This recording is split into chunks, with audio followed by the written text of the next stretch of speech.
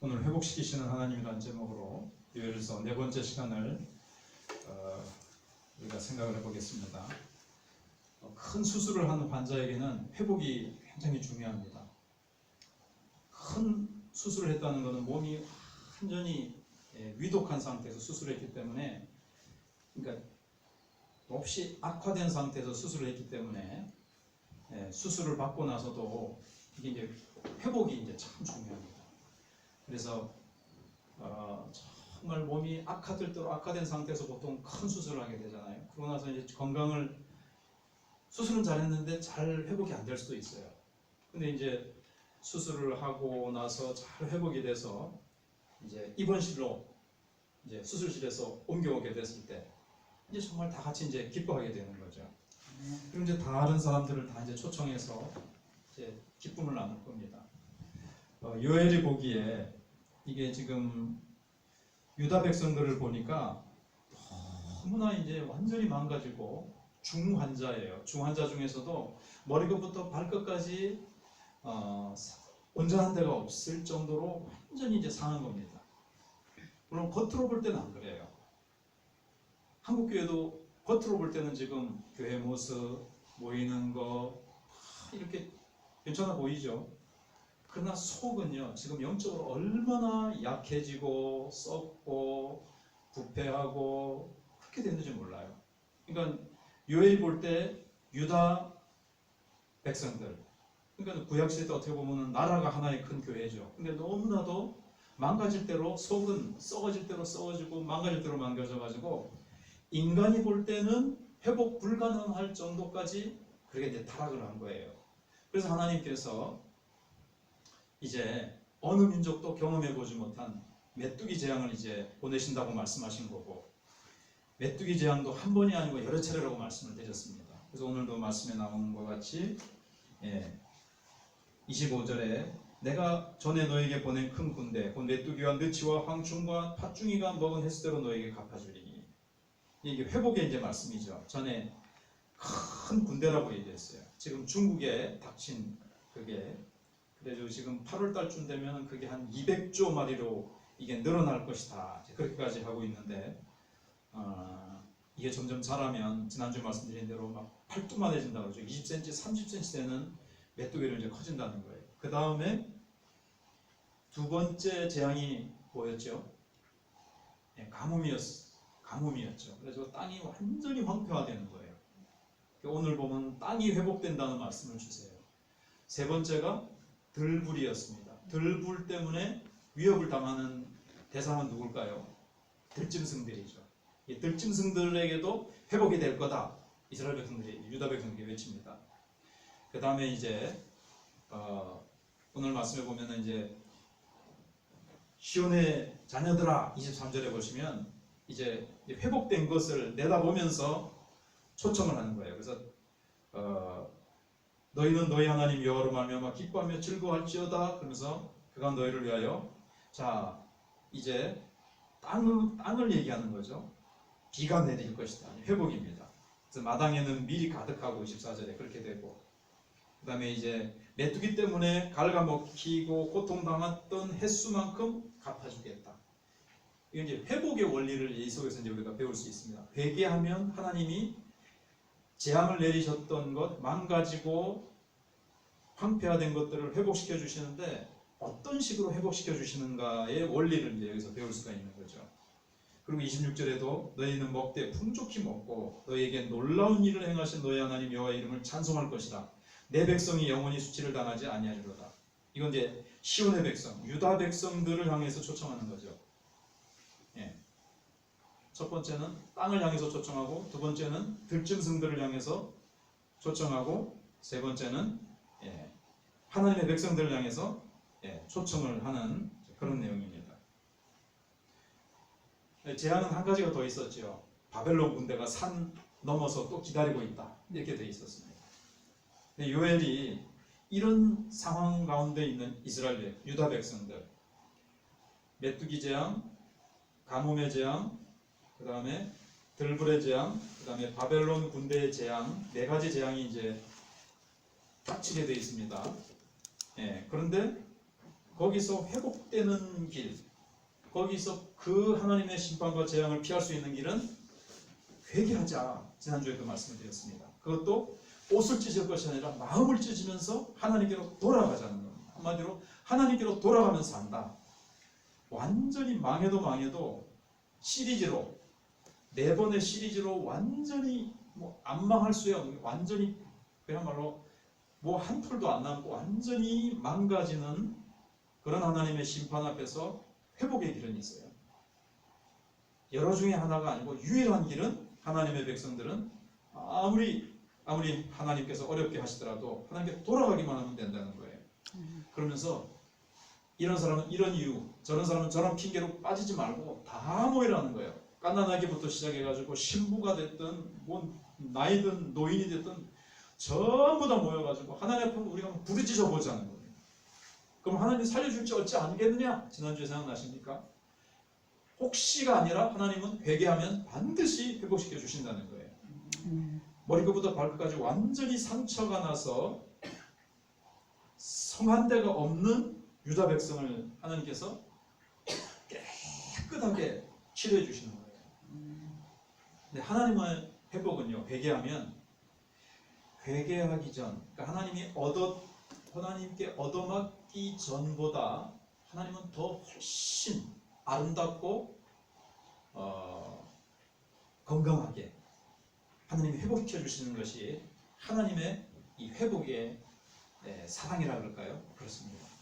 예를 들면 아담 하와가 처음에 참 아름답게 지음을 받았지만 타락함으로 이게 망가졌습니다. 타락했습니다. 근데 하나님이 예수 그리스도를 통해서 우리를 회복시킬 때 아담 하와가 처음에 지음받은 그 상태로 회복시키시는 것이 아니고 어떻게 회복시키시죠? 훨씬 더 아담 하와가 가졌던 지위와 특권과 신분과 그 축복이 아니고요. 그것보다도 훨씬 더 업그레이드 해가지고 더 높은 단계로 하나님이 축복을 주세요. 바울 같은 경우에도 얼마나 인간적으로 하면 못된 놈입니까? 기독교에 완전히 적이었죠. 근데 회개하고 돌아왔을 때 하나님께서 정말 그의 인생을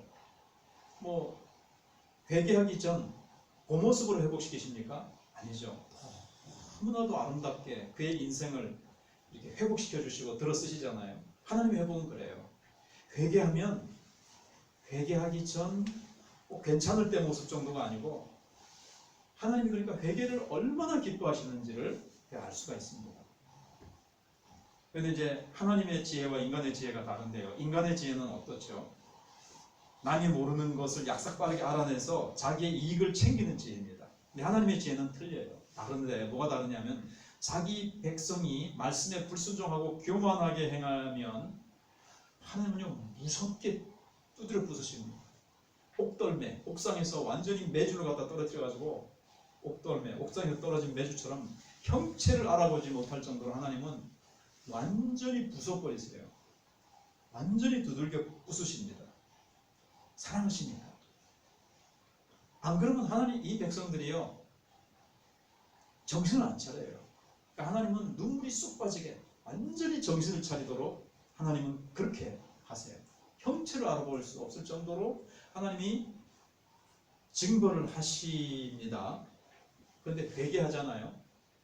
그런데 또 회복시키는 걸 보면 또 놀랍게 회복시키시는 거예요. 형체를 알아볼 수 없어. 이거는 이제 누구도 손댈 수 없다. 가령 입원을 할 정, 이제 중병에 걸려서 수술을 하게 됐다 그러면 어떤 유능한 의사가 와도 손을 댈 수도 없을 정도로 망가지고 머리부터 발끝까지 모든 세포가 다 망가졌다고 합시다. 그런데 하나님은 그 정도로까지 만드세요. 그 정도까지 완전히 바닥으로 내리치시고 거기서 이제 울며 불며 회개하며 주님 앞에 돌아올 때 하나님 회복시키시는데 이걸 도대체 어떻게 회복시키노 할 정도인데 하나님은요 그야말로 확 그냥 다 회복시키시고 더 완벽하고 더 아름다운 모습으로 착착착착착 끼워 맞추시고 아름답게 하시는 게 이게 이제 하나님의 지혜입니다. 네. 그래서 오늘 선지자가 회복의 말씀을 선포하면서 삼중에 초청을 했다고 그랬습니다. 땅을 초청하고 그 다음에 이제 들짐승들을 초청하고 세 번째는 유다 백성들을 이제 초청을 합니다. 그런데 유다 백성들이 이 회복 때문에 하나님 앞에 막 찬양을 합니다. 우리 다들 땅이여 들짐승들이 우리가 다 기뻐하며 찬양하자 이렇게 합니다. 근데 그 찬양할 때가 언젠가 하면 다 회복되었을 때, 다 회복된 것을 보고 야, 다 회복됐네 그러면서 좋아서 찬양하는 게 아닙니다. 언제냐 하면 마음속에서 회개하고 그동안 잘못 살았구나, 하나님의 백성답게 우리가 살지 못했구나, 막 회개하고 눈물 콧물 흘리면서 그냥 이제는 하나님께로 돌아가자라고 결심했을 때, 여러분 그런 경험이 있으실 거예요. 마음이 회개, 마음이 답답하고 너무 영적으로나 환경적으로 너무 고통스러운 막다른 골목에 이르렀을 때, 깊은 수렁 속에서 이제는 환경도 사람도 붙잡을 게 없어서 하나님만 바라보나이다 하면서 하나님께로 돌아와서 이제부터는 살든지 죽든지 주님만 붙잡고 주님만 의지하면서 살겠습니다 라고 결심만 했어요. 결심만. 영적으로 탁 각성한 거죠. 그때 어떻든가요? 그렇게 시원하고 그렇게 새털같이 날아오를 것 같이 자유, 부흥회 같은 데서 그렇게 눈물 콧물 흘리면서 회개하든지 뭐 개인적으로 골방에서 회개하든지 그러고는 눈을 딱 뜨고 부흥회에서 딱 집으로 돌아왔는데 물론 지금 그대로죠. 사업도 환경도 모든 것이 하나도 아직 변하는 게 없어요. 뭐만 달라졌습니까? 내 마음이. 그래서 영적인 회복은 마음의 문제예요. 마음에서 먼저 회복이 되죠. 마음에서. 아직 돈 한 푼 들어온 게 없습니다. 사람도 그대로고 아팠던 가족도 그대로 누워있고 아무것도 안 변했어도 내가 막 눈물 콧물 회개했을 때 내 영이 완전히 주님께서 영부터 내 마음부터 완전히 회복시키시죠. 그 다음에 어떤 확신이 들죠? 다 회복시키십니다. 회복 안 시켜도 좋지만 이제 그 하나님이, 그러니까 회복을 어디서부터 시키시냐면 우리가 회개하면 내 마음에서부터 회개케 하시고 이제부터 살든지 죽든지 환경 안 바라보고 사람 안 바라보고 내가 오직 주님이 오라사대 하면 오고 주님이 가라사대 하면 내가 간다. 굶어 죽든지 망해 죽든지 흥하든지 망하든지 내가 주님 뜻대로 하다가 죽든지 망하든지 한다. 오직 주님께 모든 것을 맡긴다라는 결심을 한 그게 벌써 이제 하나님이 딱 회복을 주신 거예요. 빌립보서 4장 6절 7절에도 보면 아무것도 염려하지 말고 오직 모든 일에 기도와 간구로 너희 볼 것을 감사함으로 하나님께 알려라. 그리하면 모든 지각이 떠나 하나님의 평강이 거기에 나오잖아요. 너희 마음과 생각을 지키시라. 기도하면 뭐만 오면 딱 응답된 거죠. 마음의 평강이 오면 회복된 거죠. 하나님의 응답이죠. 그게. 환경은 아직 안 변했어요. 그런데 막 마음이 너무 평안해요. 영적인 회복이 일어난 거예요. 그것처럼 이스라엘 백성들이 회개하니고 마음에 이제는 하나님의 백성답게 살겠다라고 마음을 딱 가지니까 너무 영적으로 막 기쁨과 찬양이 거기서부터 이제 나온 거예요. 아직 환경은 회복 안 됐다니까요. 그렇지만 하나님이 다 회복시키실 것이 이제 믿음으로 이제 주어지는 거죠. 영적으로 다. 그래서 집에 왔는데 너무 평안해요. 부흥의 예를 한번 들어보겠습니다. 그래서 집에 와서 누웠는데 예를 들어서 아내는 계속 아파 누워있고 아직 부도난 거는 하나도 해결되지 않았고 해결될 건수도 하나도 안 보여요. 그런데 회개하고 나니까 하나님이 다 이거 회복시키시겠구나. 이런 게 되는 거예요. 그리고 실제로 이제 하나님은 회복시키기 시작하십니다.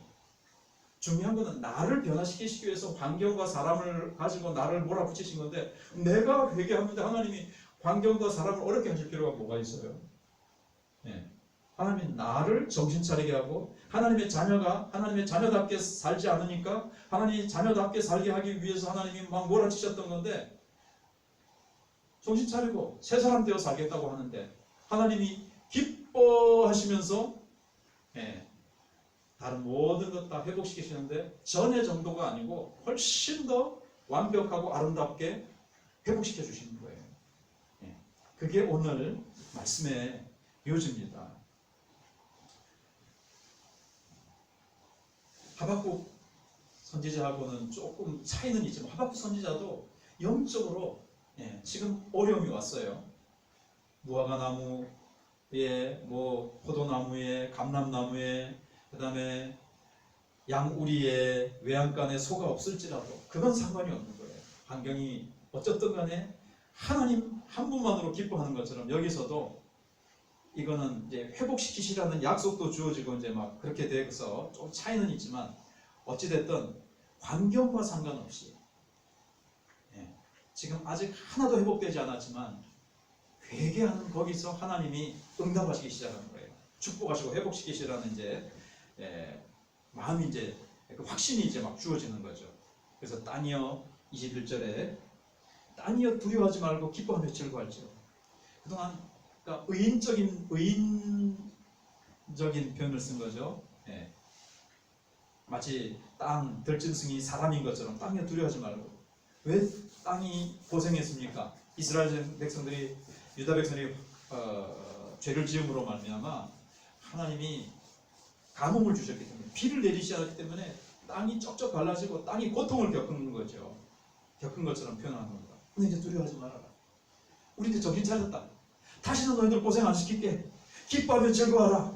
여호와께서 큰 일을 행하셨음이로다. 여기 큰 일이 뭘까요? 이 회복시키시는 일? 아닙니다. 이스라엘 백성들이 하나님의 백성들이 정신 차리는 거예요. 여러분 안 믿는 사람이 회개하고 돌아오는 것도 하나님의 놀라운 큰 일이지만 정말 반질반질해지고 말 안 듣고 강팍해지고 저래가지고 천국 백성이라고 할 수 있나 할 정도로 하나님의 백성이 정말 세속화되어지고 타락하면요, 참 예수님 부흥사들이 하는 말입니다. 예수님 세 분이 오셔도 저 사람 되겠나? 그 정도로 이 망가진 그리스도인들이 있잖아요. 그 사람을 그건 이제 사실 예수님을 보다가는 안 좋은 표현이지만 이제 그런 식으로 표현을 하는 거죠. 이제 너무너무 망가져서 예수님 세 분이 오셔도 안 되겠다 할 정도는 그 정도로 망가졌다 이 말이죠. 하나님이 전능하신다 못해요. 근데 하나님의 정말 큰 일은요, 안 믿는 사람을 주께로 돌아오게 하는 것도 하나님의 큰 일이시고 하나님의 놀라운 지혜지만 정말 너무너무 타락하고 강팍해지고 영적으로 망가져가지고 영적으로 중병이 들어가지고 저 사람을 누가 아름다운 하나님의 사람으로 변화시킬 수 있겠나? 저 모습으로 천국 가면 안 되는데, 저 모습으로 천국 가면 안 되는데 다들 그러고 있는 거예요. 근데 어느 날 하나님이 손을 대시기 시작하시죠. 말씀드린 것처럼 하나님이 손을 대시면요, 무섭게 손을 대십니다. 옛날에 제가 어느 거제도의 어느 교회 하나님이 자기에게 손을 대시는데 자기가 잘못한 걸 깨달은 거죠. 앉을 자리도 없고 자기가 좋아하던 피아노를 치는 사람이었는데 피아노 책이 있잖아요. 이제 보고 치는 그 책도 하나님이 싹 가져가시는데 하나님 자기가 제일 아끼는 책이 한 권인데 이 책은 안 됩니다. 하나님 그 책까지 다 가져가시더래요. 앉을 때 설 때 없이 이 땅에서 그렇게 만드시고 책 한 권 자기가 아끼는 거 싹 다 걷어가시더래요.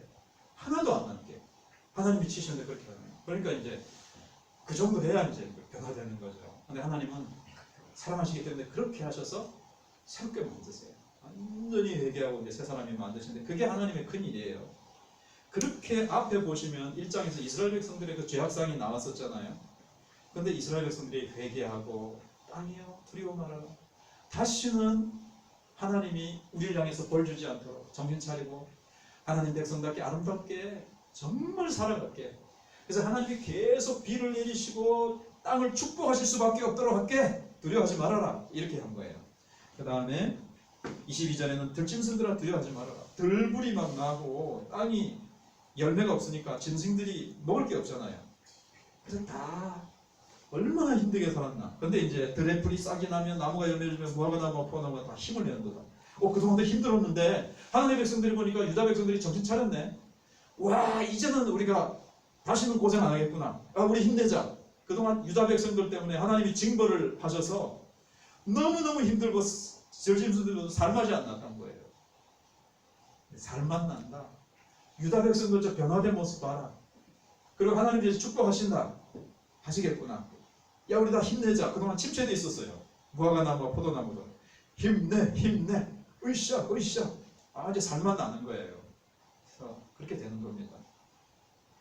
그 다음에 이제 마지막으로 시온의 자녀들아, 23절에 너희는 너희 하나님 여호와로 말미암아 기뻐하며 즐거워할지어다. 그가 너희를 위하여 비를 내리시되 이른 비를 적당하게 너에게 적당하게 주시니 이른 비와 늦은 비가 예전과 같을 것이라. 비를 내리셔가지고 농사도 잘 되게 하시고, 24절에 마당에는 밀이 가득하고 독에는 새 포도주와 기름이 넘치리로다. 이렇게 되는 거예요. 그래서 24절부터 27절까지는 비슷해 보이 같은 말이 반복되는 것 같지만 하나님 이렇게 대우해 주시겠다는 거예요. 이제 축복의 모습이고, 회개하면 어떻게 대우해 주시는가 하면 이렇게 막 넘치게 해주시고요.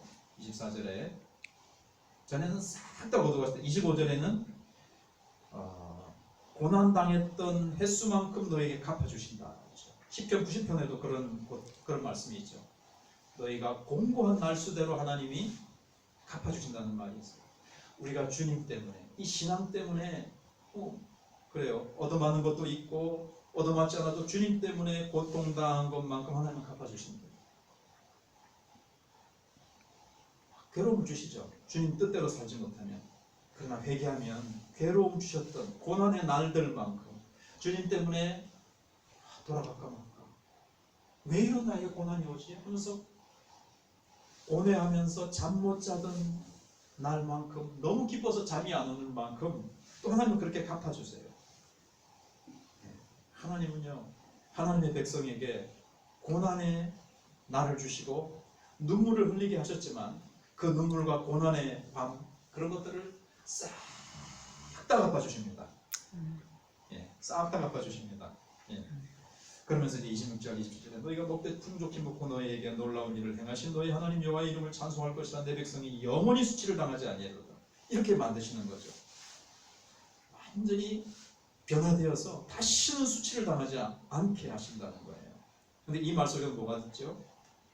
수치를 처음에 당했다는 거죠. 고난 없이 평탄하게 신앙생활을 한 사람은요, 영적으로 강하지 못합니다. 고난을 맛을 보고 수치를 당해보고, 옥상에서 한번 떨어져 보고, 매주가 한번 돼보고, 떨어진 매주, 그것도 형체가 있는 매주가 아니고, 하나님은 그렇게 하세요. 처음에 다윗처럼 고난을 당하게 하세요. 수치를 당하게 하세요. 그래서 그 고난을 연단으로 바꾸십니다. 정금같이 만드시고 정예부대로 만드세요. 누구도 이길 수 없는 정예부대로 만드시고 누구도 꺾을 수 없는 자로 하나님이 딱 만드신 다음에 쓰시는 거예요. 이제 이쯤 하고요. 이제 우리 현실을 한번 생각해보면서 적용을 해보겠습니다. 한국교회의 모습, 왜 경제적으로 어려운지, 세계가 지금 어려우니까요. 그렇게 하고, 환경을 보면 논리적으로, 인간적으로, 과학적으로, 사회적으로, 인문학적으로 답을 낼 수 있겠지만, 우리가 볼 때는 코로나와 북한의 위협과 이 모든 것들이 한국교회가 한국교회답지 못하고 성도가 성도답지 못할 때 오는 것 아니겠습니까?